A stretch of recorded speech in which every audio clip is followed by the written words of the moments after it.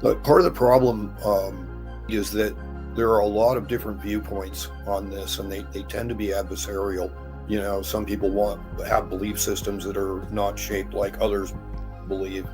And I think what's really important right now is to ground ourselves in logic and foundational information. Don't get caught up in go out in the weeds in terms of dimensionality and all the other topics that are floating around out there.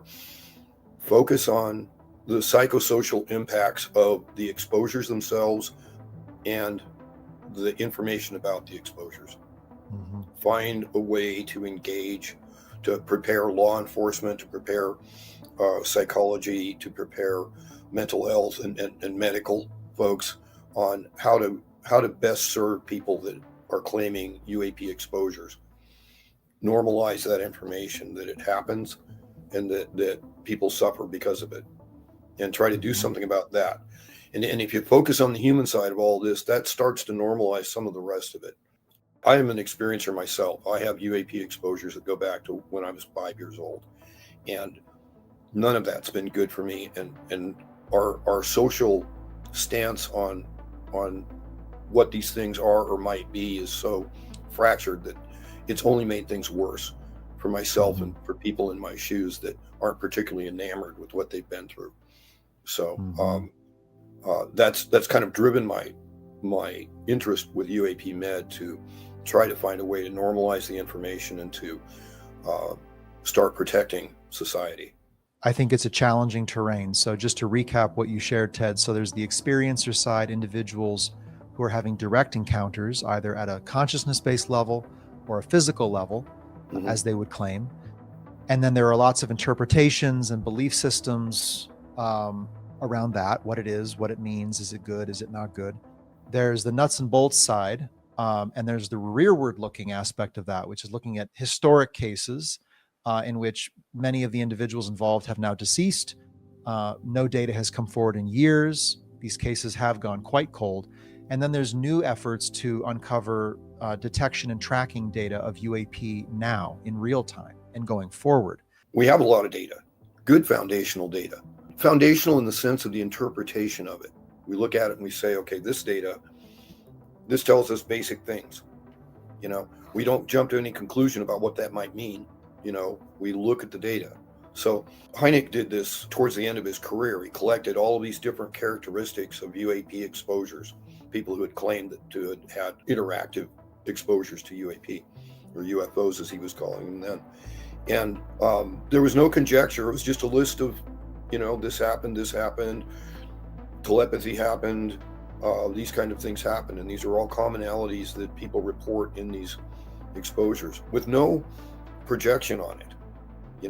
We've got 50 years of stuff piled on top of the core narrative, the foundational information. And then the other side of that foundational information is the foundational science to be able to digest it and to apply it to an issue of non-human intelligence and have some confidence that it means something, that the knowledge is good, the epistemology is solid. I think what we do, and the way I've done it, is to look for the best examples of the UAP presence to begin with, and then find professionals that were willing to say some things about what ought to be done. Like Dr. Keith Taylor helped us write a paper on first responder protocols for first responders that might be dealing with UAP exposures or encounter them themselves while they're at work. So you just start with that. You start moving that information out there and normalizing it, and you make it available. And then people are talking about it and it becomes normal. And then politicians need to become aware of it if they want to get elected, and eventually you end up with a national policy. Society can't not pay attention after a certain point. The federal acknowledgement is helpful in that it creates kind of a blanket, open space in which to put forward possibilities and to go do research, gather data, and bound those into probabilities, and then make assessments. And ultimately, what decision makers will need is data in order to inform their responses, policy, So there is a little bit of a virtuous cycle here where authority figures can grant kind of like air cover for the conversation, the conversation can arise as we're having here, as the series that we'll be beginning tomorrow is going to be creating. And that then spurs a new line of efforts regarding collecting data where it matters most.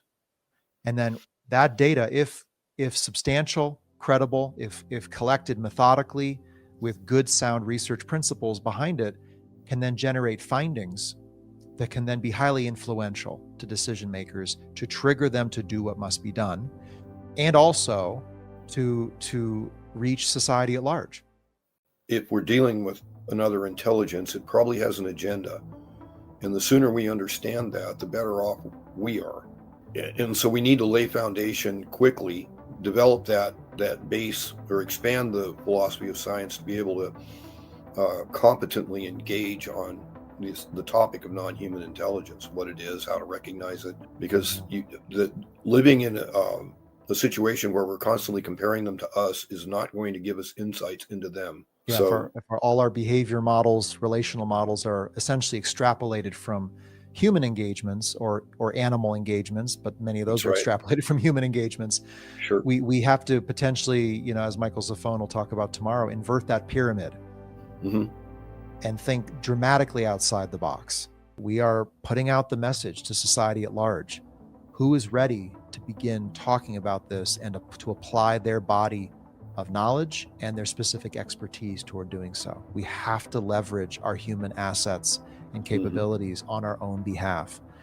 If we leave this in the realm of speculation and novel theorizing, it will diminish in credibility.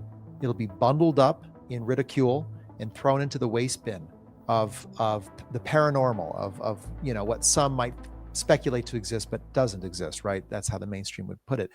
This must not be in that zone, right? And I think everyone watching knows that. And so it's going to be a collective effort to begin to shift this, move this boat in the water and point it in a new direction, and then consistently and with discipline power up those motors and go in that direction over time.